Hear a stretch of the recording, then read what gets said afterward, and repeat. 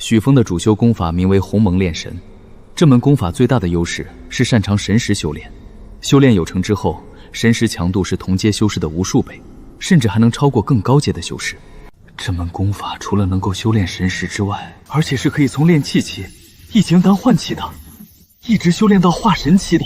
从此以后，不需要再为了区一门功法而到处奔波冒险了。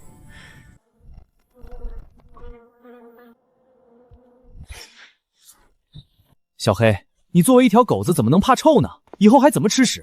我跟你说，做狗子就不能怕臭，做泥鳅就不能怕捂，做人就不能怕累。你作为一条狗子，居然还怕臭，这简直是狗界的耻辱啊！以后会被其他狗子嘲笑的，懂不懂？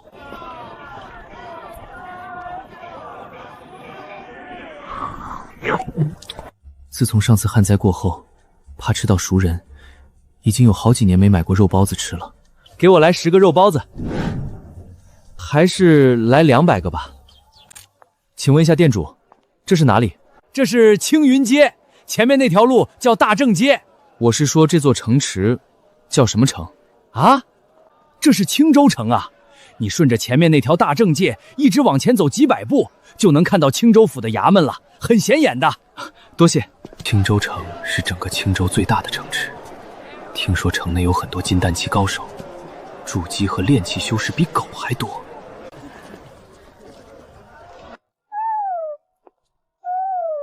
这条死狗又懒又馋，肚子像个无底洞，整天就知道睡，还喜欢看美女。你要堕胎还是看花柳？花柳。什么症状？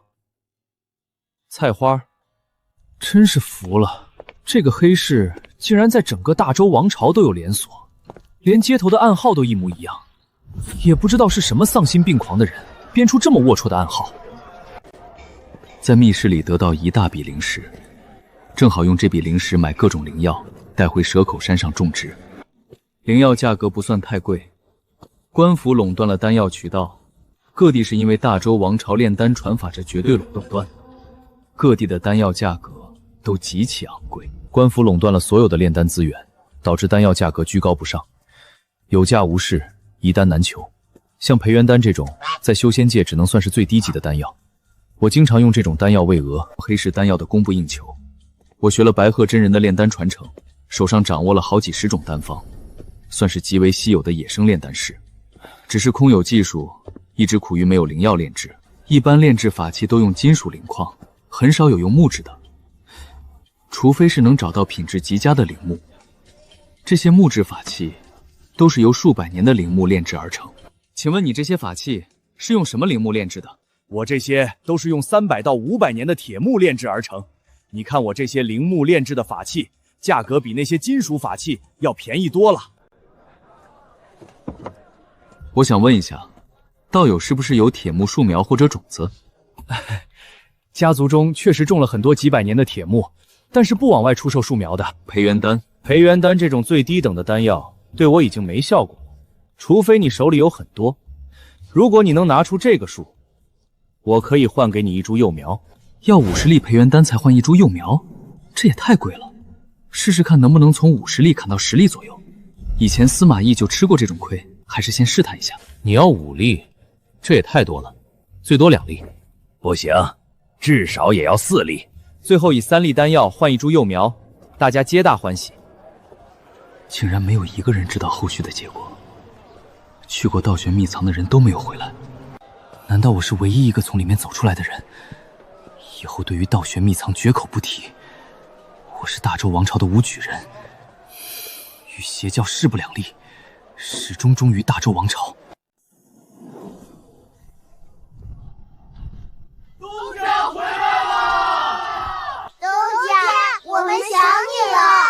耶！我也要！东家，你可算回来了。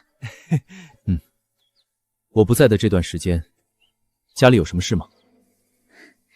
东家不在的这段时间，确实有点事。东家不在的这段时间，有很多小地主找上门，想要把自家土地廉价卖给东家，然后给东家当佃户。以前穷的时候，做梦都想当个小地主，种自己的土地，无论如何也比当佃户强吧？为什么？因为从今年开始，官府给的3年免税期限已经到了，小地主每年要向官府缴纳税赋，至少需要2、3成。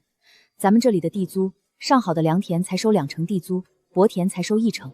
好像还真是这么回事。当佃户比当个小地主还要强。还有，边境正在和万妖国打仗，现在官府还在催缴军粮。那催粮的官差每天都在各村镇抓人，听说除了额外缴纳一笔钱粮，还要抽很多壮丁服徭役。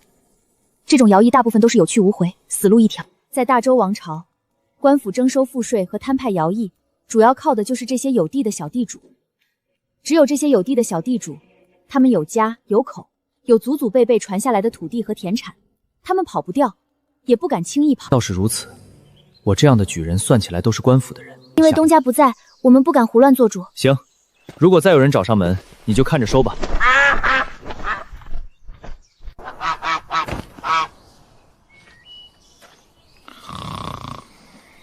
地里确实没长多少草，但这么长时间，田里的灵药也没怎么生长，应该是没怎么浇水的缘故，草也不长，灵药也不长。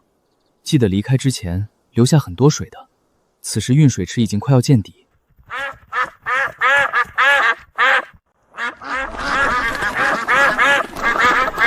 蠢鹅，叫死！影响大爷我睡觉。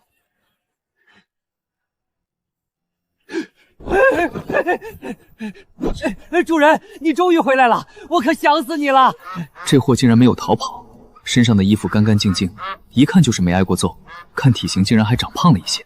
雨山先别急着忙，把这些灵药都种下去。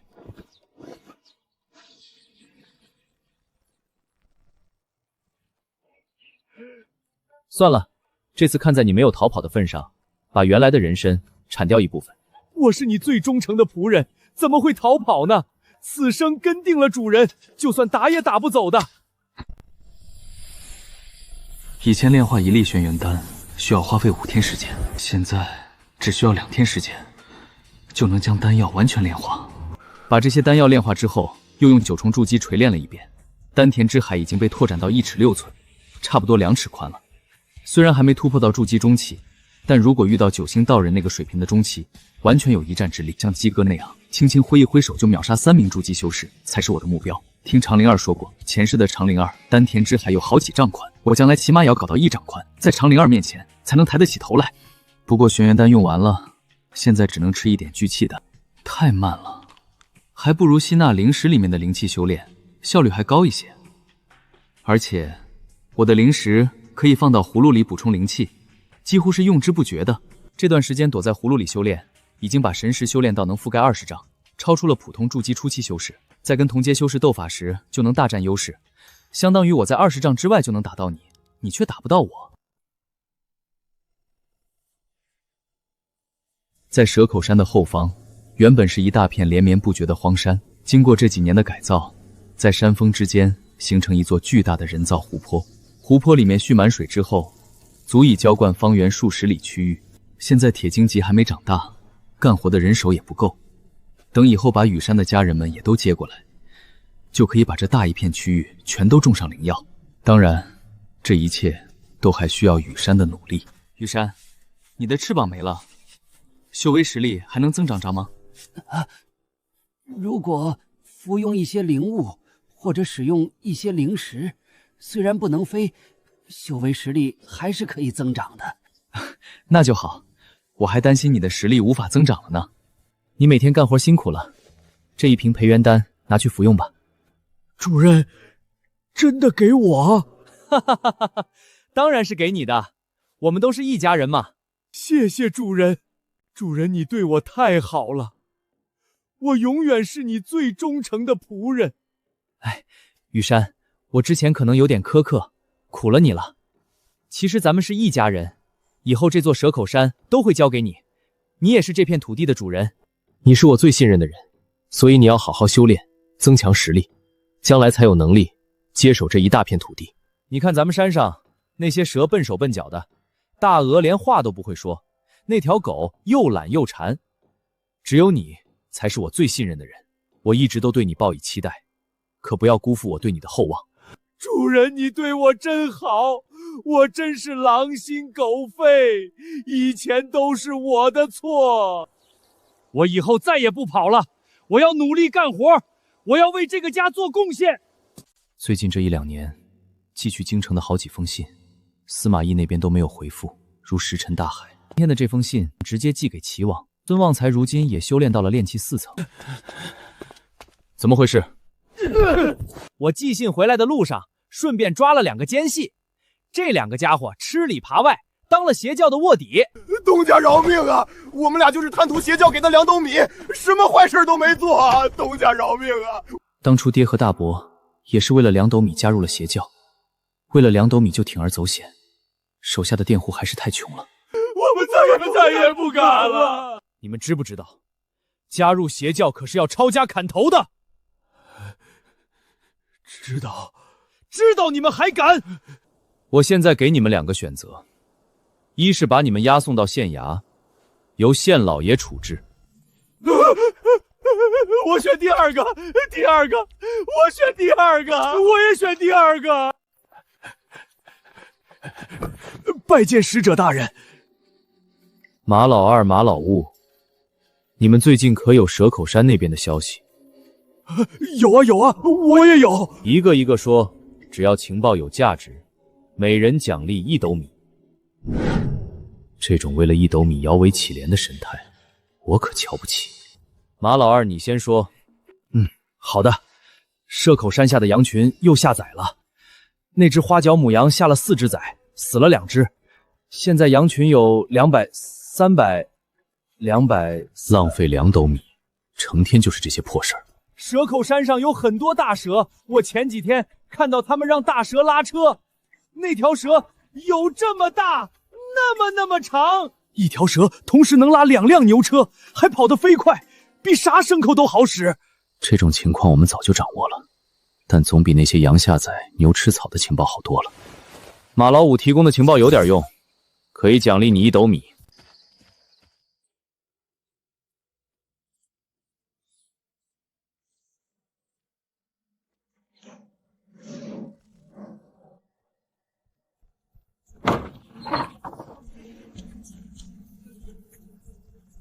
这里应该不是邪教窝点，只是家，这一家子都住在这里。东家，那个邪教徒的住处找到了，很好。继续追查，不要打草惊蛇，发现情况及时向我汇报。是，东家。孙旺财办事稳重，我很放心。上一次叛乱的时候，那些邪教徒和叛军首领一夜之间都销声匿迹。先顺藤摸瓜，把邪教的底细摸清楚，把他们的据点和暗线全都找出来。我这里还有一些符箓丹药，你都拿着。修炼炼血诀，把人当作修炼材料的邪教，跟其他邪教有本质上的区别。东家，经过查探，那名邪教徒手下一共管着20名卧底，分别位置西沟村、坝子村、湾里村，如同狗刨一样的字迹，比我的字还要丑。得亏黄富贵每天又打铁又当先生，才教会了这些人识字。现在谁都能写出一手歪歪扭扭的字。继续暗中调查，不要打草惊蛇。一个人忙不过来，你可以再调几个人过去帮忙。要把邪教徒的上级和他们隐藏的窝点找到。司马懿回信中说起，他这段时间坐牢去了，坐了2年，刚从大牢里出来。他从大牢里出来之后，还升了一点点官，得到1粒筑基丹。司马懿还说起齐王的师傅前几年因言获罪被打入大牢，现在也出来了，官复原职。信中还说起齐王准备帮我弄个小官，过一段时间就能有结果了。鸡哥知道我不喜欢当官的，为什么非要给我弄个官呢？难道鸡哥打算要当皇帝？我才不要当什么官呢！但如果鸡哥想当皇帝，非要我做大官，我也只能勉为其难，混个虚职，领点薪水就行。今天还是没什么变化。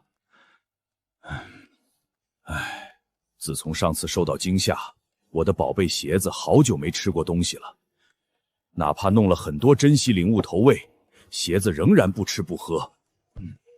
明知道这双鞋子的气灵很害羞，当时还是没有止住好奇心，躲在门后偷看，吓得我的小宝贝儿好几个月都不敢露脸。进来，将军，我们最近追查邪教漏网之麻，但查到一个人不太好决断。所有相关的人，该杀的杀，该抄家的抄家，有什么难办的？将军，这个人你认识？不可能，我从不跟邪教有任何牵扯。将军，你还记不记得，当年我们曾经在安城县蛇口山下见过齐王？当然记得，当时手下众兄弟还因此得过奖赏的。怎么，这件事跟齐王有关？是当时跟在齐王身后那个齐大鹅的少年。有点印象了，看起来挺淳朴，很忠厚老实的一个人。从当时的情况看来，那个少年跟齐王的关系不错，深得齐王的赏识。齐王不可能跟邪教有牵扯，也必须没有牵扯。硬扯上齐王，到时候咱们也吃不了兜着走。无论这个人是谁，都把他摘出去，少杀一个邪修无关痛痒。牵扯到齐王，事情就不好办了。我先禀告姬将军，相信他也会同意我的做法的。另外，再给齐王写一封书信，告知此事。可是将军，这件事情不太好摘除。为什么？就当把这个人的记录抹去，只要没发现他这个人不就行了？以后的麻烦自然之然迎刃而解。可是这一次进入道玄秘藏的钥匙，就在蛇口山那个武举人手里，还是他亲自打开的大门。你等着，我去见姬将军，由他亲自定夺。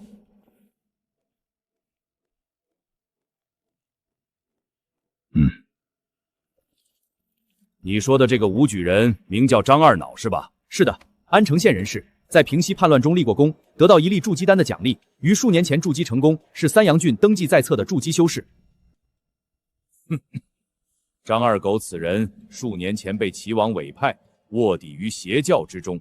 此人不惧生死，亲自打开道玄秘藏的大门，将邪教徒诱入其中，为此次诱杀邪教徒立下首功。果然不愧是将军，三言两语就把事情解决了，还送了齐王一个很大的人情。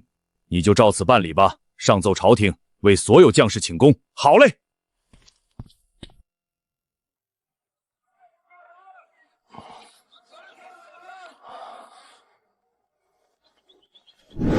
违反大周律法的事情，最近还真没少干。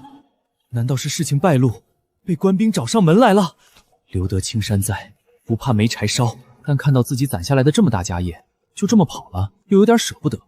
命没了，18年后又是一条好汉。钱财要是没了，下辈子都不一定会有。安城县武举人张二巧，为人本分，忠勇体国，为国之栋梁，深入龙潭虎穴。现授张二巧为三阳郡农都尉，为国屯田练兵，守护西南国门。怎么就立下大功了？我怎么不知道？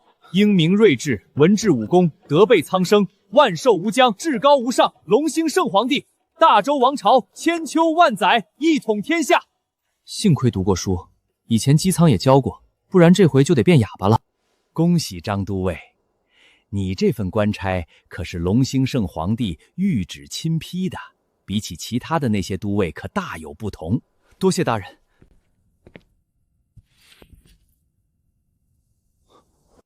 对了，不送礼怎么行？这段时间过得太顺，差点把杨铁教的那些规矩都忘了。其实送出这些零食，人家并不会因此为我多说几句好话，仅仅是不会暗中使绊子害我罢了。农都尉的官职，以前在书上看到过的，职责就是屯田、练兵、备战，并没有什么实权。姬仓为什么要给我弄这么一个官？哈哈哈哈哈！原来鸡哥是怕了，蓄养私兵，意图谋反，这罪名到时候就算不死也得脱层皮。鸡哥这是何意？原来鸡哥是怕了，蓄养私兵，意图谋反，这罪名到时候就算不死也得脱层皮。现在弄了一个这样的小官，以后手下这支人马就算是大周王朝名正言顺的军队了。就是不知道鸡哥是怎么运作的，给我立了这么大的功劳。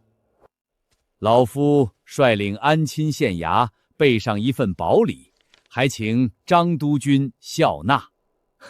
丁清官来就来呗，还带什么礼物？零食5块，培元丹3粒，百年人参2株，聚灵草1株，培元固本丸2斗，肥猪10头，鸡100只，鸭100只。这一份礼单，对于丁县令这样的清官而言，已经是一份很重的负担了。也不知道今天究竟是什么黄道吉日，这来的人是一波接一波。我这刚和丁县令聊得投机。请问哪一位是张都尉？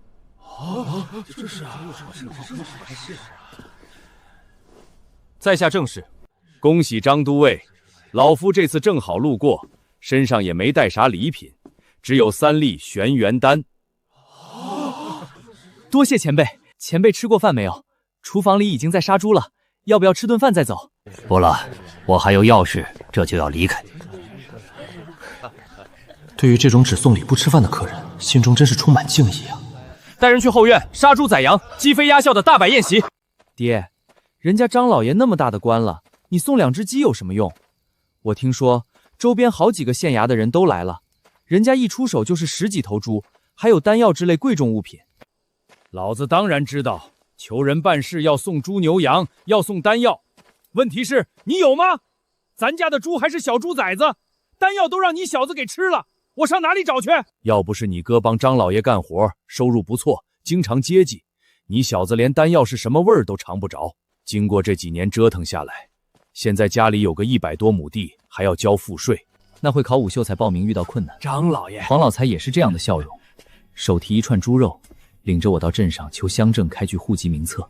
黄老财，你来就来了，还送什么礼？快请坐。秋月，去泡壶好茶来，再去厨房看看，弄几个热菜，快些端上来，我和黄老财满仓兄弟一起吃顿饭。黄老财，来了就是客，你就放心吃，敞开肚子吃就行了。二狗子，快坐下吃，饭都盛好了。吃菜别光吃饭，敞开肚皮吃，白米饭管够。张老爷，我今天是想求你一件事。什么事？我想让满昌去考武举，你看可行吗？竟然也修炼到了炼气4层，确实有考武举的资格。曾经给过黄富贵不少丹药，难怪他修为一直增长缓慢，原来都接济给这个弟弟了。否则以黄老财那点财力，黄满仓现在能修炼到感气就算不错了。不过以黄满仓现在炼气4重的修为，想去考武举人还是有点勉强。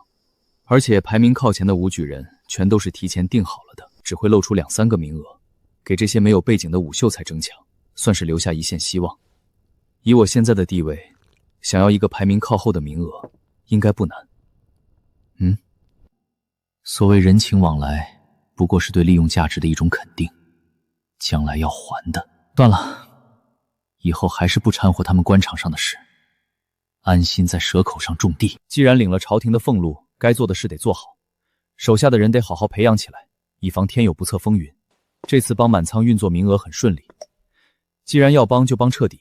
这瓶培元丹拿去给满仓堆修为，把握就好多了。神识又增强了很多，现在已经能够笼罩到方圆30丈的范围。东家，终于找到一处邪教窝点了。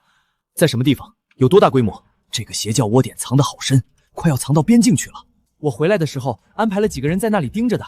东家，咱们要不要现在就去灭了他们？要不要禀告县衙那边？原本是打算把所有窝点都找出来，永除后患。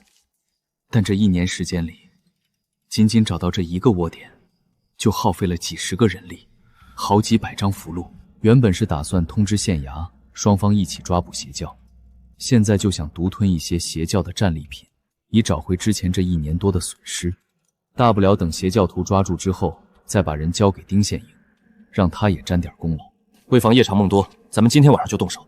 你去清点全部人手，负责抓捕藏在各地的邪教使者和卧底。今天晚上子时同时出手。邪教巢穴那边，我一个人去就够了。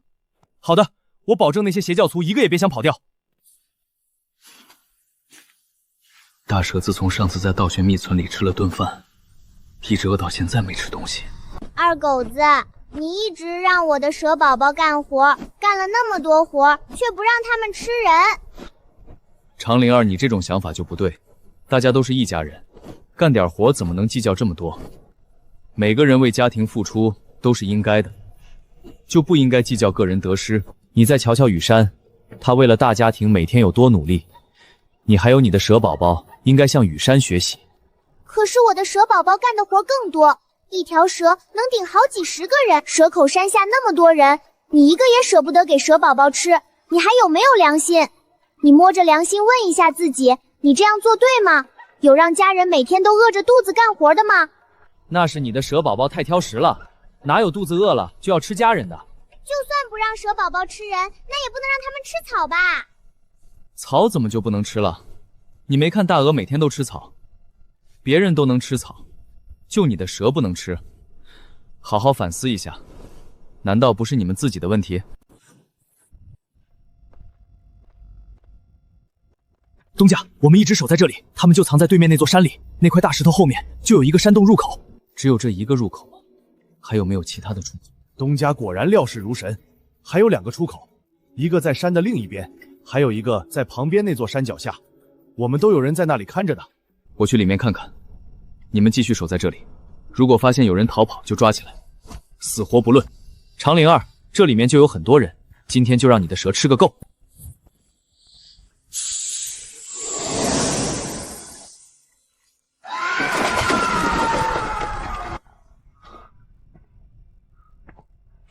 长灵儿，里面的人都被他们吃掉了吗？那肯定，我的蛇宝宝连筑基都能吞，这里不过是一些炼器小修。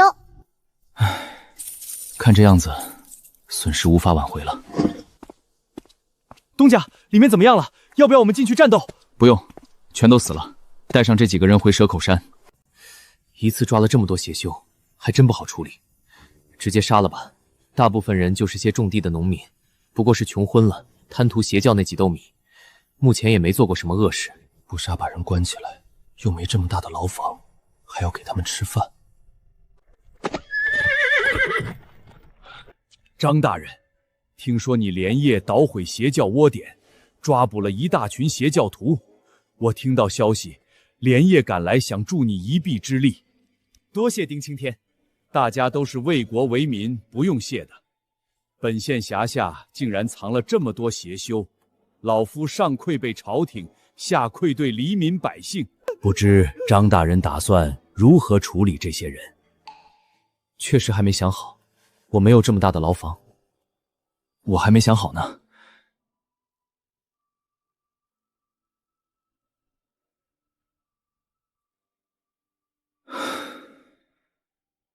既然张大人没想好，不如把他们都交给我，我带回县衙一一审判发落。丁县令是远近闻名的青天大老爷，自然会公平公正的处理。其人唯一的缺点就是太过于仁慈，有点妇人之仁。好，那就麻烦丁县令了。你老这一次可不要再心慈手软，下手一定要狠一点，杀一杀邪修的气焰，震慑全县百姓。张大人放心，面对邪教徒，老夫必定不会心慈手软。这次要大开杀戒了。当官的还是得杀伐果断一点才好。我有时候心太软，就不适合当官。东家，我还需要继续追查邪教吗？暂时不用查了，等待县衙那边看能不能审出一些有用的情报。这段时间辛苦了，安心修炼吧。睡一觉真舒服啊。雨山，休息一下，别累着了。雨山是不是病了呀？感觉他最近变傻了。这叫付出，你懂不懂？一个不懂得付出的人，永远不会取得成就的。你和你的蛇宝宝都应该向雨山学习。可我也没看到雨山有什么成就呀。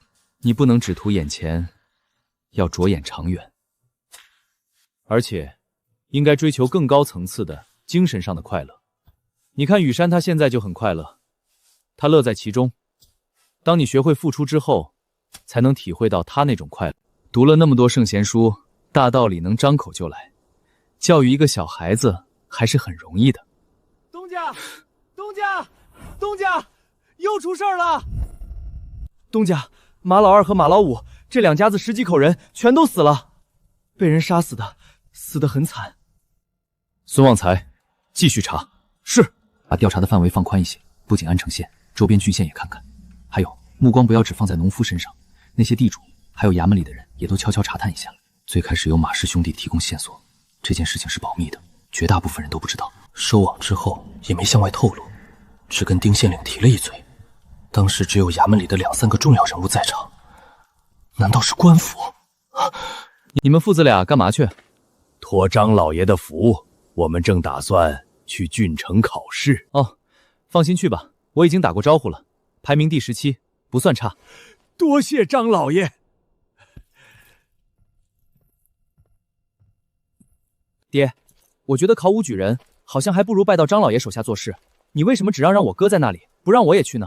蛇口山下那些村夫莽汉，任何一个人都比武秀才厉害。我上次就在一个流鼻涕的小孩手下吃过大亏。张老爷仁义，在他手下做事确实很好，但你们兄弟两个如果分开，有点事儿还能相互扶持照应。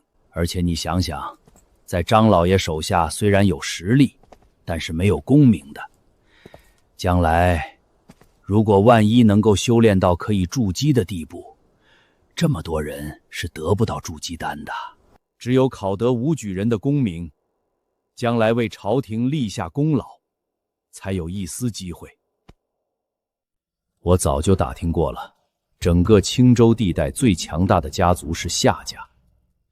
你要是遇到夏家的人，千万不要得罪了，哪怕是受点气，忍气吞声，也总比把小命丢了强。咦，爹，你发现没有？这份名单里面没有几个姓夏。不可能啊！今年夏姓的考生为何这么少？名册上仅有的那些姓夏的考生，也都是夏氏家族的旁支。从名单可以看出，大家族的人都没有参加这一次武举人考试，集体退出。难道是腾出位置，给贫寒子弟更多机会？儿子，咱不考了。为什么？就因为那些大家族没有参加，咱们就要弃考吗？如果放弃这一次机会，下次还有脸去求人吗？情分这种东西，只会越用越薄的。机会确实难得，但也没有小命重要。考武举人，又跟性命有什么关系？我不知道这里面有什么内幕，但以我活了几十年的经验，这种豪门大族也看不上，甚至还极力逃避的，绝对不是什么好事。爹，我听您的。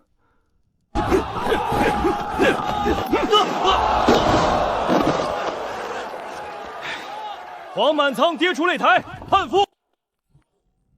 是黄满臣吗？是，不知差爷有何贵干？我们老爷是想问一下，第17名的武举功名，你们还要不要了？我们这样还能拿到武举的功名吗？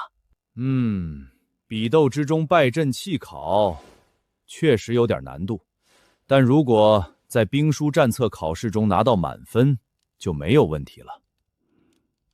多谢老爷好意。黄满仓他摔断了骨头，短时间难以下床，只怕耽误了国事。等伤好之后再来重新考试吧。行。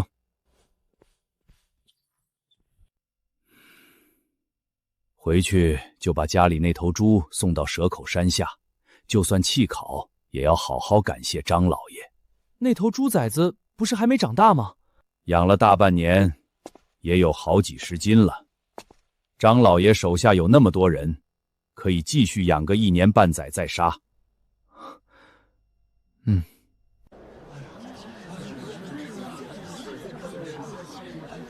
今年的武举人数量也比往年多。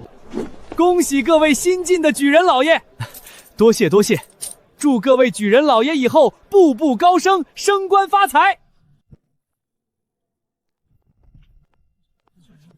青天老爷出来了，下青天！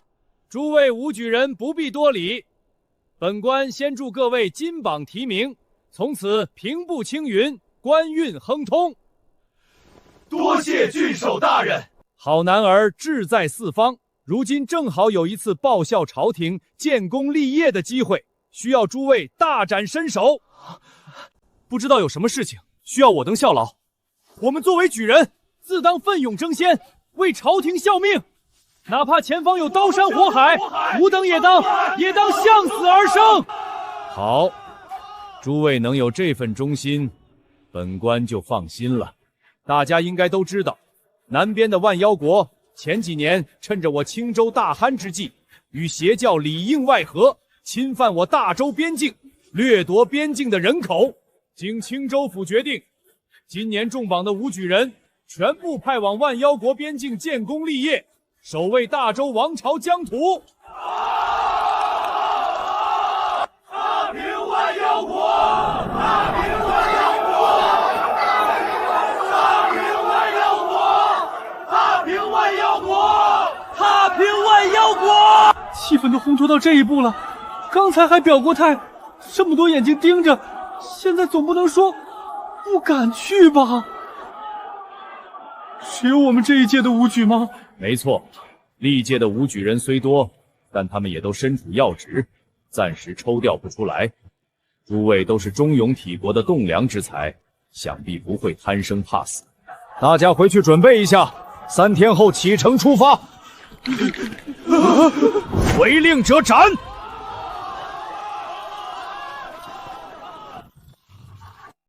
哈哈哈，老爹，你真是料事如神。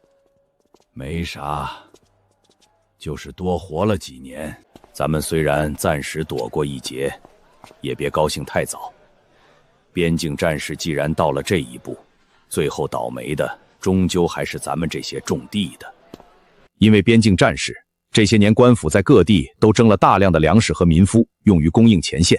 蛇口山周边的很多小地主不堪重负，都已经把自家的地卖掉，入到蛇口山当佃户。原本计划着儿子考中举人就能躲过这一劫，现在放弃了举人功名，满仓的武秀才功名只能暂时顶一段时间，但真到了紧要关头，不一定有用。哟，新进的举人回来了，秋月还不快去搭把手？怎么能让举人老爷抬猪呢？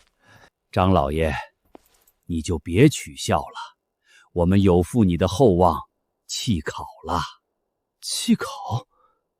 唉，是这样的，差点就误了黄满仓的性命，还好黄老财人老成精，关键时刻懂得取舍，有决断。放弃了也好，等以后没事了，我再举荐你去考。多谢张老爷。张老爷，我们今天来，除了向你表示感谢，还想把家里那些田地卖给你，只求给老爷做佃户，还望张老爷能够成全。你确定要这么做？已经决定了。没想到黄老财也会走上这一步，那也别当什么佃户了，给我当个管家吧。黄满仓，你识文断字，又是读过圣贤书的，就到队伍里暂时当个大队长，专门教那些糙汉子们读书识字。等以后你想去考武举人，我再给你保荐。多谢张老爷。黄老财，你家的田地就交给我来打理吧。至于黄老财家的那些田地，加起来也不如一粒培元班值钱。行了，以后啊就安心在这儿干吧。是。东家，我又发现一只邪教了。在什么地方？距离我们这边还有10几里路，目前还只找到几个小鱼小虾，还没找到窝点。好，继续调查，不要打草惊蛇，这一次要全部揪出来。这条狗自从上次传了一部分功法之后，每天就是吃了睡，睡了吃，啥活都不干。唉，吃东西还挑3拣4，没有灵气的不吃，特别抗揍，怎么打都没用，就连把它收进葫芦里面，如果抗拒的话都收不进去。葫芦里那片土地已经扩张到1亩宽，种植了一大片玄元草，现在年份最长的还只有几10年。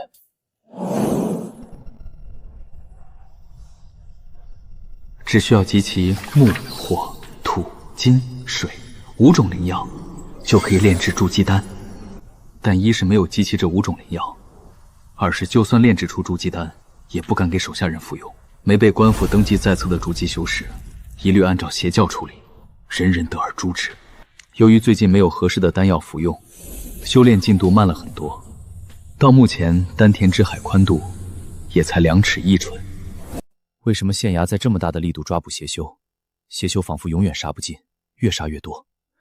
为什么黑市里面的血魄丹供应充足，价格低廉，跟以前旱灾时期有的一体？继续查，注意隐蔽。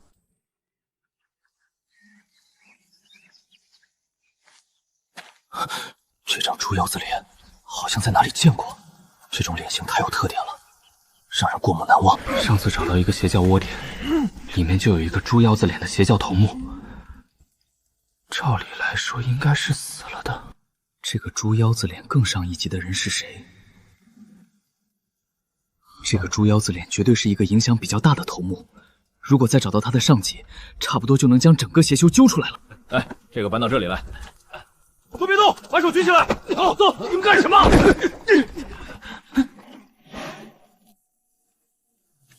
这些粮食竟然都是从丁家庄运出来的。你们两个把这封信拿回去，交给东家，我在这里盯守。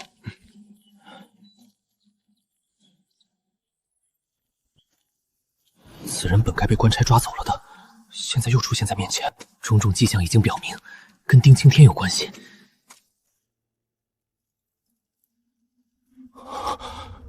猪腰子脸的直属上级，竟然真的是丁青天！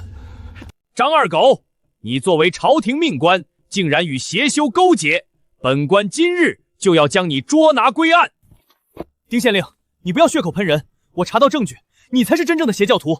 没想到丁县令的反应会这么快，而且贼喊捉贼，还先一步杀上门来。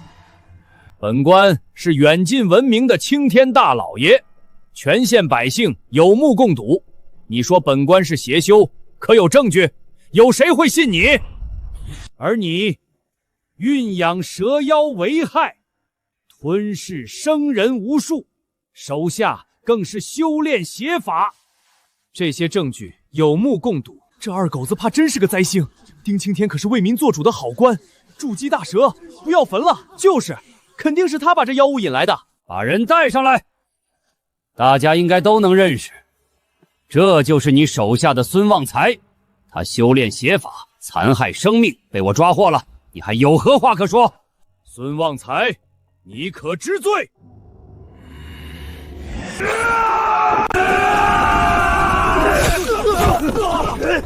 张二嘎，我劝你现在束手就擒，若是冤枉，待我本官查明真相，必定还你一个公道。就算再怎么鬼迷心窍，也不可能束手就擒，把小命交到别人手里，等待别人还自己清白。丁县令，我劝你束手就擒，如果有冤枉，本官必定还你一个清白。我可是登记在册的筑基修士，此刻却在光天化日之下显露出筑基修为，已经被大周律划分到邪修一类了。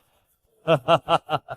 看来你是不肯束手就擒，要本官亲自出手了。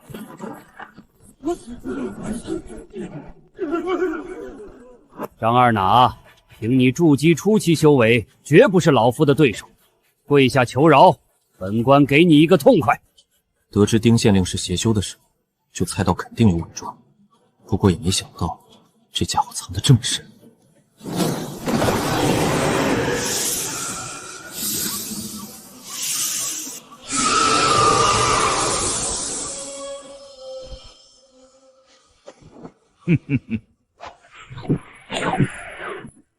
老夫早就知道你蓄养蛇妖为害，既然找上门来，怎么可能没有准备？蛇妖实力再强，终究不过是畜生罢了，只有自身的力量才靠谱。废话真多。这一剑的威能非比寻常，远远超出了筑基初期应有的水平。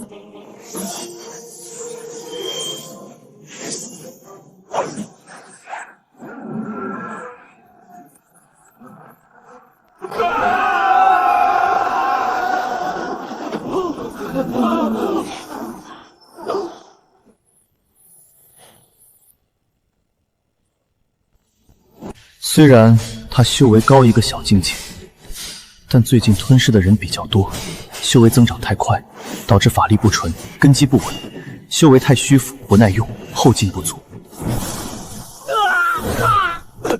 放开他！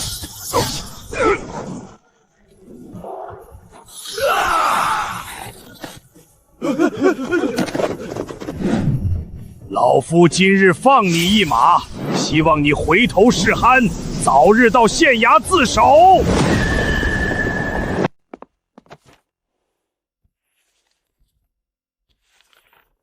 丁县令在动身来蛇口山之前，竟然就已经放出消息，诱骗全县百姓去县城领米。看来这才是他真正的目的。至于能不能成功污蔑我，纯属有枣没枣都打一竿子的行为。秋月、黄满仓，你们带人去官道上拦截，让这些村民不要去县城。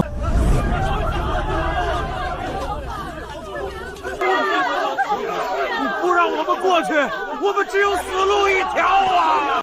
乡亲们不要去县城，这是个陷阱，会有生命危险。天上不会掉馅饼，大家还是回去吧。去一趟县城能有什么陷阱？那就没有吧，顶多就是白跑一趟。走，我看他是想挡住我们，好自己独丁吞丁青天发下来的好处。乡亲们，你信我一句，丁县令就是个邪修，他骗大家去，就是助他修炼邪法的。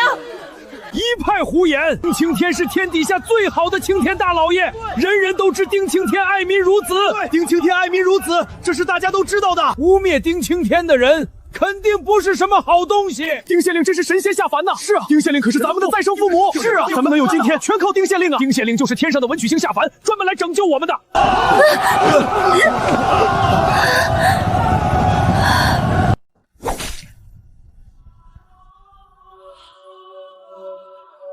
我说了，任何人再敢向前走的，杀无赦。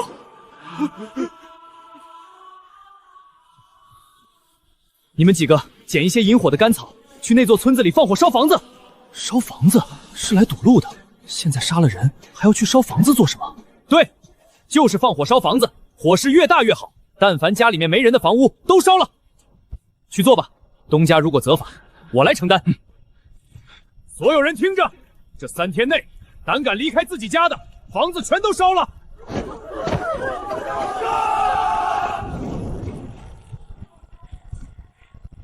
去县城领1斗米，或者是房子被烧掉。权衡利弊，好像还是房子顿尊更重要。快追上！快点儿！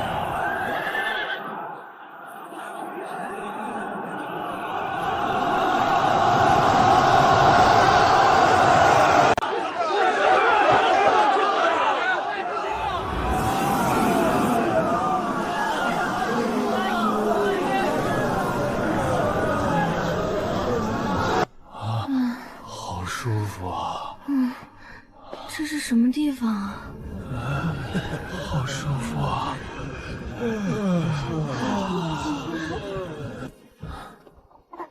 现在丁县令有这一股冲天的煞气相助，还有这满城的血势，我毫无胜算。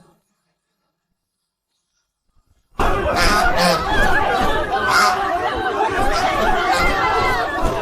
有人都给我回去！这里面是陷阱！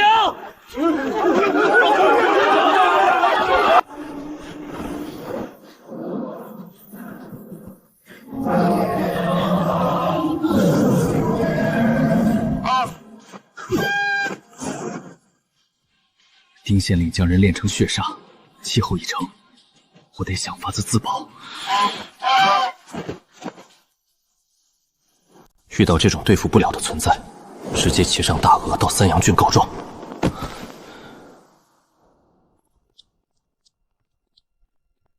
郡守大人，安城县10万百姓都身处水深火热之中，现在全都盼着夏青天大人出手，解救万民倒悬之苦。我也是才筑基没多久的，如何能是那种老毛婆对手？张都尉，你先回安城县，我向州府禀报，让州府派出高手前来诛杀此魔。既然郡守不愿意随我一起去安城县，那我也只能先一步返回。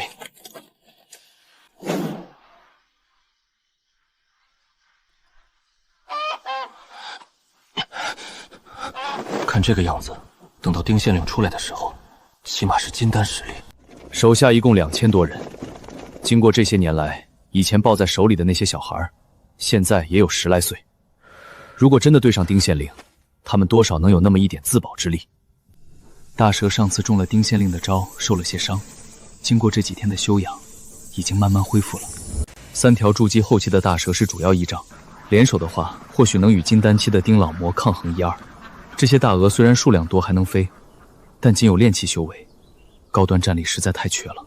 长灵儿，有什么办法能对付金丹期魔修吗？你要是能把蛇口山修复好，然后把宝物重新祭炼一次，用蛇口山砸下去，保准让它灰飞烟灭。你这简直就是废话，我哪有那么大能耐修复法宝？祭炼法宝更是金丹修士才能做的。我要是拥有这个修为，就算没有法宝，也不用怕他区区一个草包魔头。苦等了10来天，迟迟没见到州府的高手，这帮人真是吃啥啥不剩，干啥啥不行，没一个靠谱的。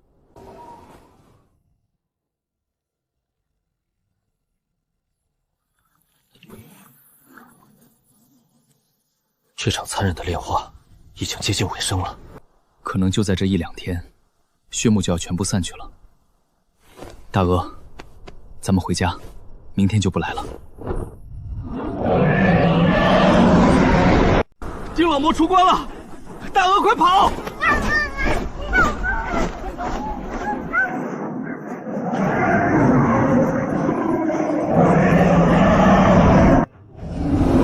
二狗子，既然来了，吃一顿饭再走呗。多谢好意，家里的稻子还没收，我就先回去了。二狗子别走啊，老朋友见面哪有你这样的？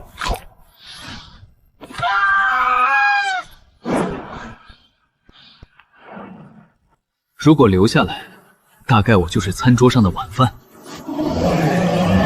我让孙旺财调查邪修，坏了丁老魔的好事，他肯定对我恨之入骨。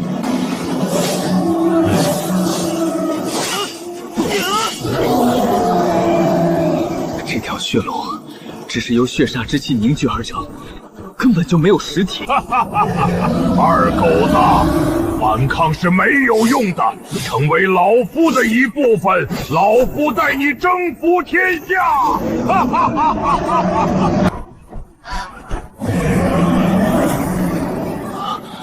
一股香甜的味道扑鼻而来，感觉浑身放松，昏昏欲睡。这样下去很危险，得屏住呼吸。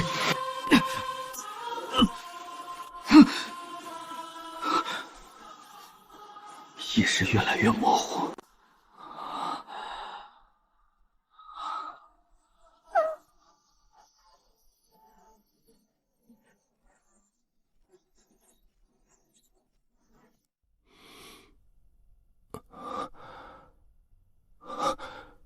好像没死。刚才追杀我的那条血龙不见了，究竟发生了什么？我在哪里？大鹅，怎么回事？小黑，刚才发生了什么事？哎，这次没带玉石地板出来，小黑和大白鹅都是不会说话的。虽然刚才成功脱险，但也脱得稀里糊涂。县城那边是不敢再去了。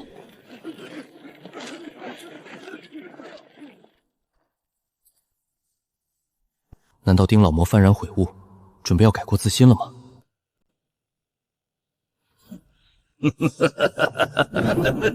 是真的没想到，丁老魔竟然有这么大的胆子，敢杀到我的郡城来。之前二狗子让我上报州府，请青州府派出高手来除魔，当时起了点小心思，盘算着借丁老魔之手除掉心头之患二狗子。二狗子以前只是我辖下的蝼蚁，一个手指头就能弄死的平民。二狗子可能是出卖了身体，或者付出了更多，才讨好齐王。二狗子以前只是我辖下的蝼蚁，一个手指头就能弄死的平民。二狗子可能是出卖了身体，或者付出了更多，才讨好齐王。如今天降一个丁老魔，这么好的机会，如果不来一个借刀杀人，我可能会后悔终生。哼哼，州府如果派金丹修士日夜兼行飞过来，只需要几天时间就能赶到。一直在前天得知丁老魔已经摧毁了周边好几个县，才向州府汇报。州府的高手大概明后天就能到，但现在这次搬起石头砸到自己的脚了。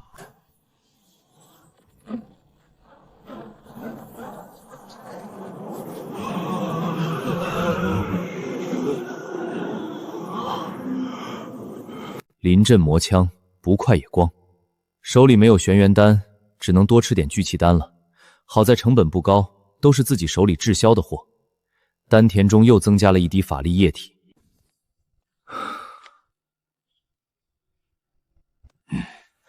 还是努力奋斗的人看起来最有魅力。雨山，过来休息一下。主人，我那边还有好多活没干完呢。你把这瓶丹药吃了，除了种地，还要抽些时间修炼，增强一些实力。大鹅，吃药了。大鹅如果在没有登记的情况下擅自筑基，会不会算作邪恶？那3条筑基大蛇应该也是没有登记在案的，好像也没人来追究。现在身边连一个可以请教的人都没有。雨山，问你一个事儿，主人，你说，你们万妖国是怎么突破筑基的？我们也用筑基丹，每年万妖王庭会收集药材，统一炼制筑基丹，然后分发给各个部落。你们那边筑基需要登记吗？没登记会不会算作邪妖？当然不用，妖族寿元比较漫长，只要没被岁月熬死，经过数百年积累，自然而然就突破到筑基期了。哦，原来如此。原来妖类虽然没有灵智，但人家傻妖有傻福，靠时间积累也能突破。长灵儿，你上次说修复蛇口山这件法宝，具体要怎么修复？我也不知道，记忆里没有这方面的内容。这件法宝原本是很厉害的，能把长灵儿镇压在里面出不去。放在这种没有灵气的地方太久，灵气全都流失了。长灵儿的大部分记忆都只跟许峰有用。黄满仓，好的。东家，您找我。前几天你做得很好，这段时间太忙，一直还没来得及奖励你。我杀了人，还烧了很多房子，一直担心东家会责罚我呢。你杀了人，但救了更多的人，那些房子的主人都死光了，烧就烧了吧。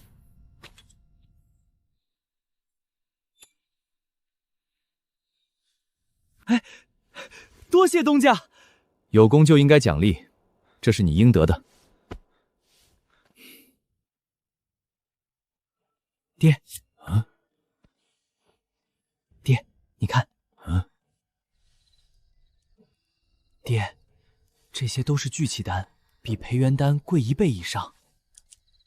爹，张嘴。这么贵的丹药，别糟践了。爹，你就吃一粒，试试味儿。不吃，太浪费了。分2粒给你大哥。我一把老骨头了，别浪费好东西。大哥那边我自然不会忘，你吃一粒。每个人性格不同，遇到同样的事情，会因为自身性格做出不同的选择。如果硬要追究，首先我也有用人不明的责任。如果让小黑看守食物，让大鹅去种地，都有点强人所难。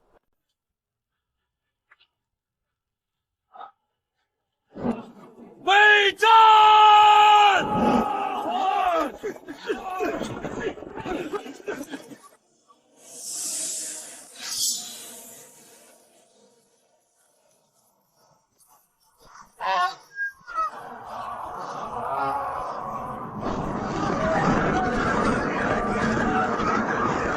鹅可杀，可炖，可红烧，永不屈服。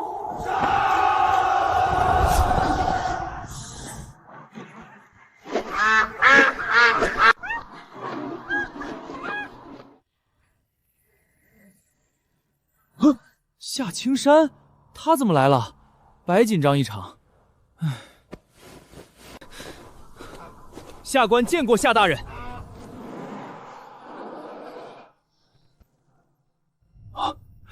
张都尉，你这里没事吧？这股阵势，就算面对金丹修士也能斗一斗，特别是下方那支由2000多人组成的军阵，不可小觑。丁老魔出关后没到你这里来？还没有，我这里一直严阵以待，准备跟老魔血战到底，为国除魔。夏大人，我等了10多天，总算盼来了大人。州府5天前刚接到消息，老夫立即就赶来了。时间对不上，夏至手这个老货，起码延迟了10来天才向州府禀报。如果齐大鹅去州府一趟，起码得半个月，来回就是1个月时间。但我知道郡城有一件法宝，可以跟州府联络，当天就能上报的。丁老魔竟然失踪了。丁老魔出关后，先是在安城县周边大杀四方。夏青山这一路飞来，就几乎没看到活人。丁老魔最后一次出现是在三阳郡，把全城人口都炼了之后，老魔就消失了。整个三阳郡只剩下夏郡守一个活口，被血煞侵袭，现在呆呆傻傻，被送回族中调养了。夏镇守这老货的命真好，全城人都死光了，就他没死。现在的青州真是内忧外患，边境与万妖国的战事不利，内部又有魔头作乱。这一切都不是我造成的，我只是一个种地的庄稼汉。这种天下大事，当然要留给那些食肉者去操心。张都尉，你乃是朝廷命官，龙生圣皇帝御封的农都尉，值此危难关头，用人之际，正需要你这样的栋梁之才挺身而出。这老家伙想忽悠我去当炮灰，以前当过一次炮灰，感觉并不好，不想再当第二次。唉，我现在是有心无力啊。隆兴圣皇帝御封让我屯田练兵，没有圣旨，我也不敢擅自兴兵。我是皇帝封的，夏家还指挥不动，有本事让皇帝下旨命他出兵。皇帝也许是故意把我这么一个农都尉安插在青州内部，多少能对夏家有点制约。如果跟夏家走得太近，反而不好。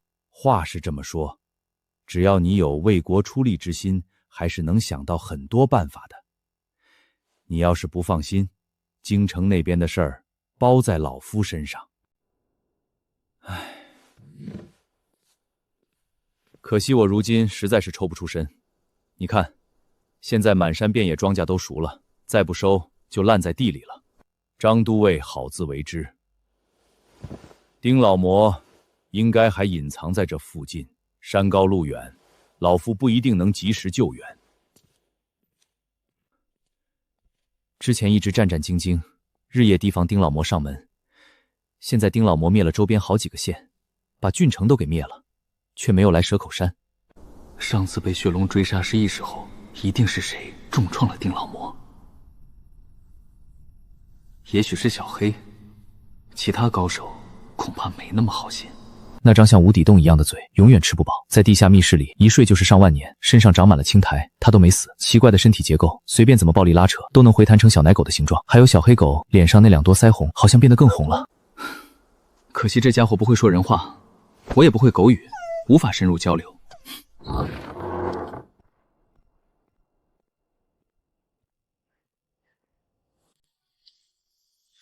现如今整个三阳郡，辖下10几个县都没人了，只留下漫山遍野成熟待收割的庄稼，还有大量空无一人的村庄。所有人放下手里杂活，全部出动收粮食。这个地方面积不宽，但灵气特别浓郁，有几株玄元草，已经生长到200年药龄，可以用于炼制玄元丹。居然有一株枯萎的木灵草，这株木灵草枝叶已经枯萎，看这样子就快要彻底死透了。又得到一株筑基丹所需的药材，又找到很多块灵田，挖了很多灵药，可惜再也没遇到武灵草。现在筑基丹所需要的5种灵药，已经拥有2种。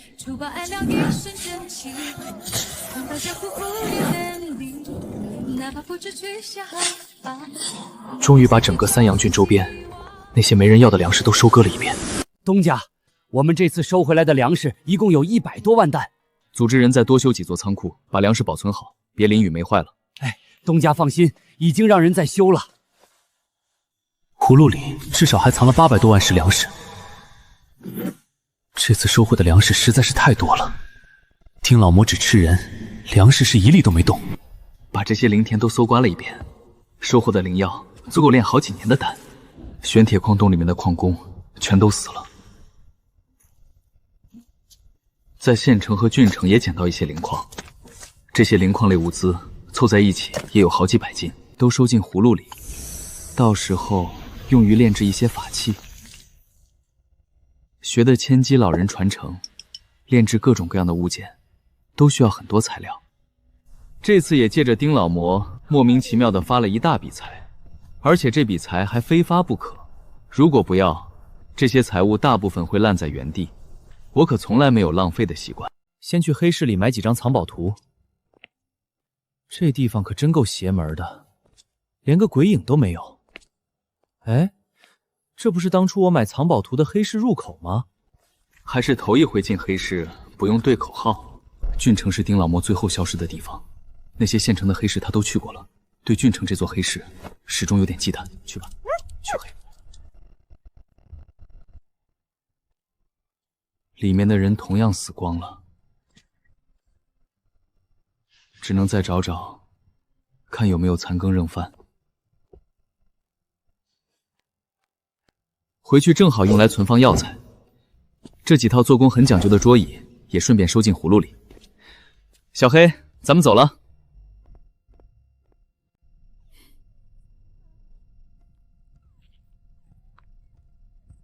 小黑，你这是干啥？套老鼠？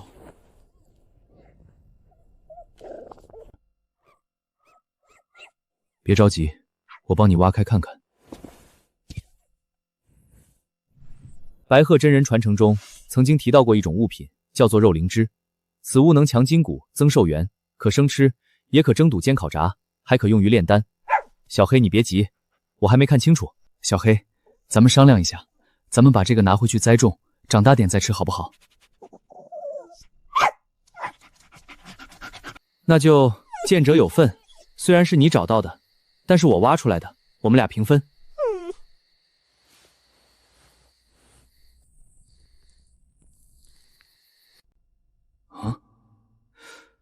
肉灵芝的下面土壤不太一样，比其他的土略黑一些。这好像是一种灵壤。灵壤跟普通的土壤不一样，更适合灵芝生长，只在有灵脉的地方才偶尔产生一点点。离开灵脉之后，只能时常以灵石滋养，保持其灵力不衰竭。也许是夏青山的储物袋不够大，很多体积大一些的物品，对方都没要。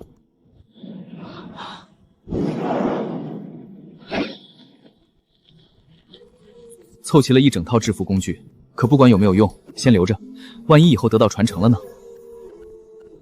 这家店是来过很多次的，跟那位老年炼器师挺熟，曾深入交流过很多次。虽然都不是法器，但给手下人使用也不错。